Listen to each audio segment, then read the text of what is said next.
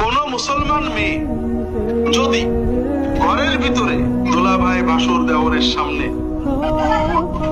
দূরের বা নিকটের আত্মীয়ের সামনে মাথার চুল বের করে, কান একটা বা দুটো বের করে, কানের নিচের চুল বের করে, পিছনের চুল বের করে, থুতনির নিচে গলা বের করে, হাত বাজু বের করে যান, অথবা বাইরে বেরিয়ে যান, প্রতি সেকেন্ডে একটা করে মহা কবিরা গুনাহ ওই মহিলা এবং তার আব্বা আম্মা অথবা স্বামীর আমলনামায় লেখা হবে।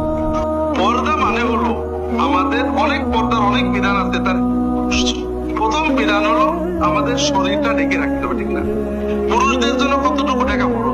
নাভি থেকে। আর মেয়েদের জন্য অন্য মেয়েদের সামনে নাভি থেকে হাঁটু ঢাকলেই হবে। স্বামীর সামনে তো কোনো পর্দাই নেই। অন্যান্য মাহরাম পুরুষ অর্থাৎ বাবা, আপন, চাচা, যাদের সাথে কখনো বিবাহ হতে পারে না, এদের সামনে এই ঘাড় থেকে হাঁটু পর্যন্ত দেখলেই হবে, মাথার চুল, হাত বাজু খোলা থাকে। বাকি সকল পুরুষের সামনে, দুলাভাই, দেওর, ভাসুর, তাওই এবং বাইরের মানুষের সামনে মাথা থেকে পা পর্যন্ত ঢেকে রাখা ফরজ। শুধু প্রয়োজনে মুখটা খোলা যায়, তবে মুখে কোনো অলংকার, মেকআপ থাকতে পারবে না জরুরতের জন্য। আর কবজি পর্যন্ত হাত খোলা যায় জরুরত। কথাকে বুঝতে পেরেছেন?